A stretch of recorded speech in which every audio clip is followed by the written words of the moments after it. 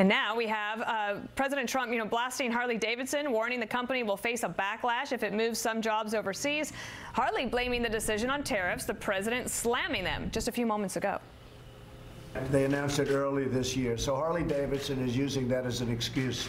And I don't like that because I've been very good to Harley-Davidson, and they used it as an excuse. And I think the people that ride Harleys are not happy with Harley-Davidson, and I wouldn't be either.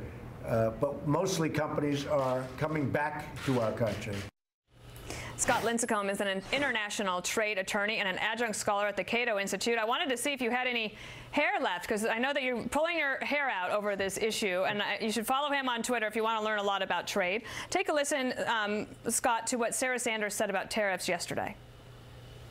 The European Union is trying to punish U.S. workers because they have engaged repeatedly in unfair trade practices, and the president is saying enough is enough. We'd like to work with the EU to work on a level playing field. Your thoughts about this Harley-Davidson kerfuffle? Yeah, I mean, it's hardly surprising that when the U.S. government raises manufacturers' steel and aluminum prices by 50% in the last year because of tariffs, and then picks a needless fight with their biggest export markets who inevitably retaliate, that there's going to be some blowback. And, Harley is an example of that. But unfortunately, there are going to be other examples. There's a Missouri nail maker, Arkansas tire producer. There are others, these stories trickling out. These tariffs hurt American companies, and the retaliation hurts American exporters. President Trump, just a few moments ago when he was in the cabinet room, was talking about how all the good news is coming for steel companies, steel producers, and there are some jobs coming back, and steel plants either reopening production. But what about the consumers of that steel? Is that what you're getting at in terms of there are consequences for those companies? Right, exactly. Certainly if you create an island of high-priced steel, you're going to get a little more investment in the steel industry. But unfortunately, steel workers are outnumbered by workers in steel-consuming industries by about 40 to 1.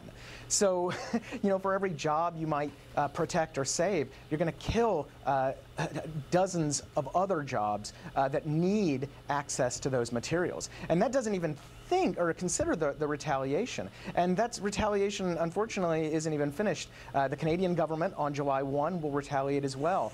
And just to correct Sarah Sanders there, the steel and aluminum tariffs were a protectionist response on national security grounds. They had nothing to do with European protectionism, nothing to do with Canadian dairy protectionism. They hung it on national security. And the inevitable blowback.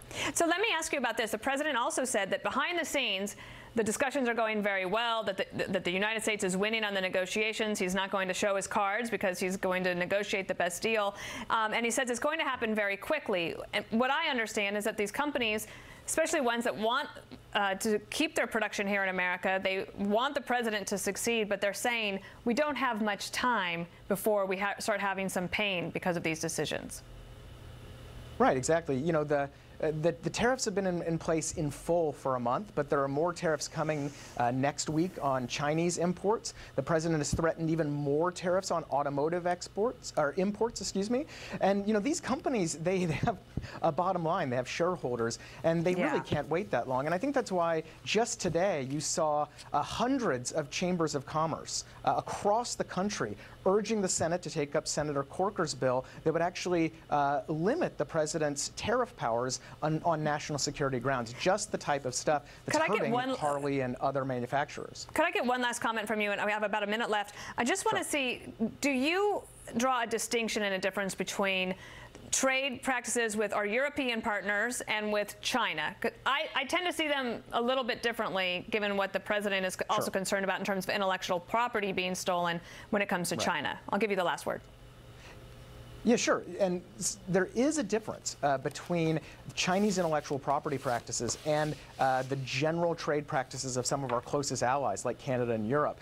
The problem is that the solution in both cases for the president is tariffs. And in both cases, that is the wrong solution. There are ways to go about trying to encourage reforms of China's policies and China's protectionism and intellectual property theft, but tariffs are a tried and true way to achieve failure, not success. All right, Scott Lincicome, I appreciate your perspective. Thank you.